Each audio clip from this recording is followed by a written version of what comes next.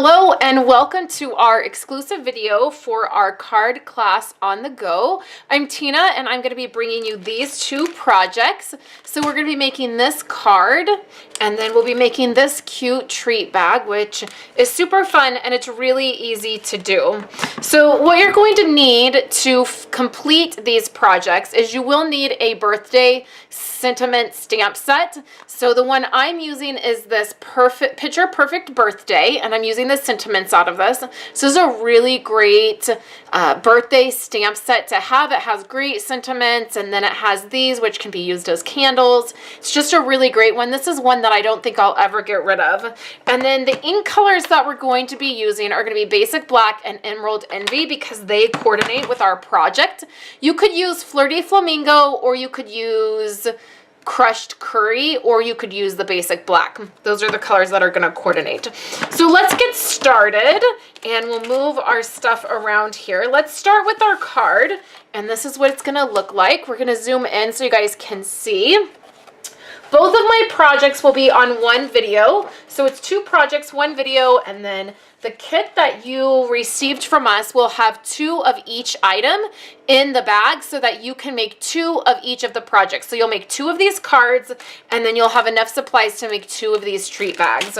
So let's get started with the card. This is a standard A2 size card. So that just means I took an 8.5 by 11 piece of cardstock. If you take your cardstock and you cut it right in half at either 5.5 this way or 4 1/4 this way, you'll get a standard A2 size card, and that's what we have. So yours will be already cut and folded for you. I just like to take a bone folder and make sure this is a really nice crease, and then it opens up like this.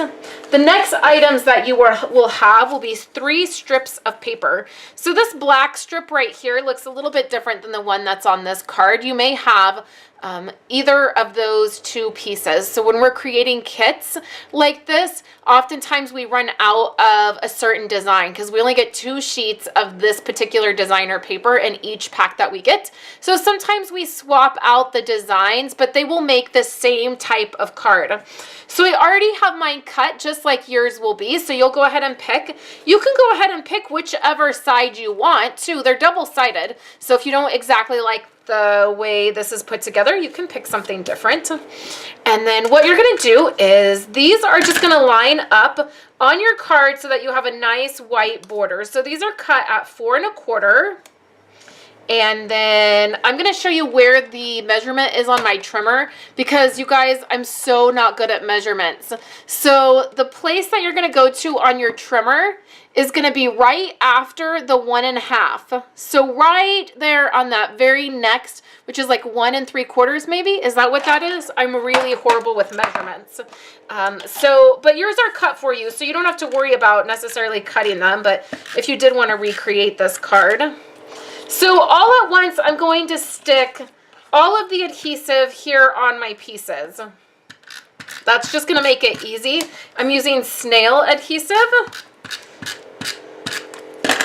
Okay, so now we'll pick these up and we will start placing them down. So just in case I need to move them, I'm not going to push on these pieces. I'm just going to lay them down and then I'll get a good feel for where they're at, and then I'll press them down. And see, that black one needs to move over just a little bit so it's a little centered, so I can lift that up and then center that a little bit better. It doesn't have to be perfect. It's handmade, so handmade is never perfect, but you guys get the idea. So that's the first thing we've done. Now our pieces are down. Okay, so the next thing you're going to have is a couple circles. So one of my favorite things to use are circle punches because they're super easy to use, right? And they layer together great. So what I'm using today is going to be the 2 inch and the 2 1/4 inch. So we'll take the 2 1/4 inch and I'm going to punch my green, but these circles will already be punched out for you. Okay, so scratch that.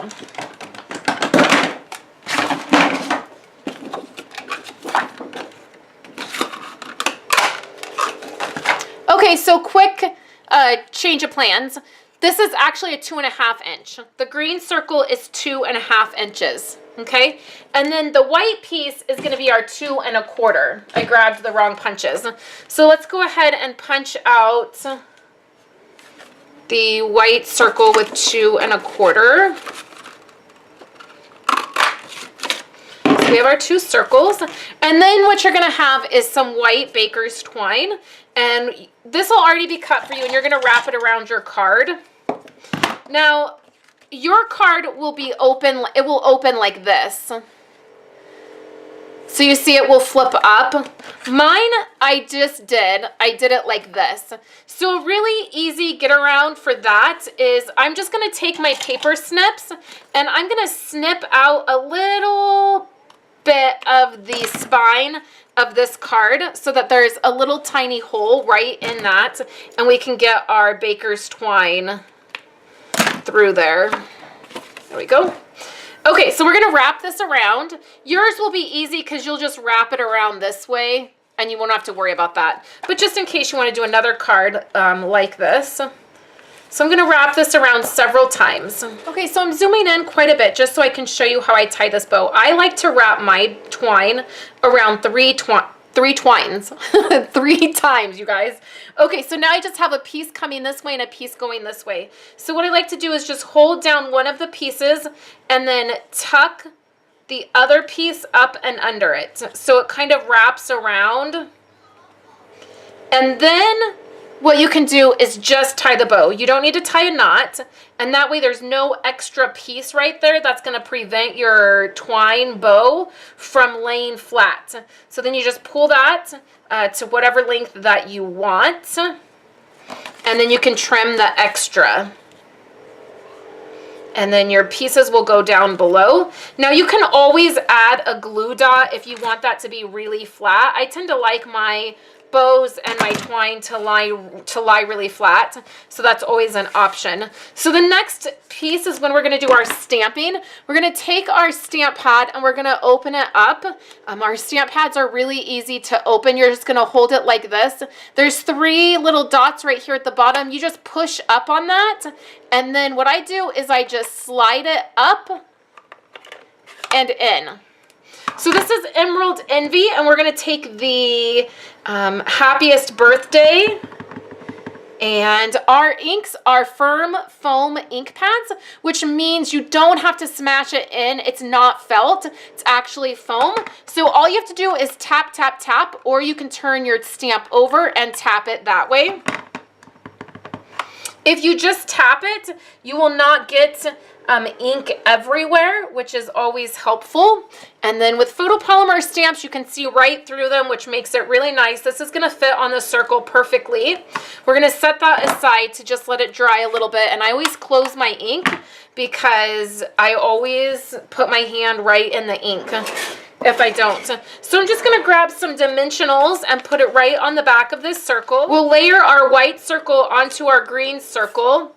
And then you can take some rhinestones and stick 3 rhinestones right on here. Just like that. We'll add a little snail adhesive to the back of this. The great thing about Stampin' Up! Rhinestones is they already have that adhesive right on there for you, so you don't have to worry about adding adhesive to that. And you can smash that down. You can add dimensionals to the back of this so it pops up over the baker's twine if you want. So this is a little bit low on my card here. On my first one, you can see the circles up a little bit higher. That's because I was able to adjust this baker's twine because I was just wrapping it around the card. I should have done the twine up a little bit higher, and then I could have done my bow up slightly higher, and it probably would have looked better. But there are the 2 cards. So you'll make 2 of these. So let's move on to our treat bag now that looks like this. Okay, so you have your treat bag. This is a cello bag, and this is 3 inches by 6 inches. This is sold in the Stampin' Up! Catalog, and they're really cute for lots of different things.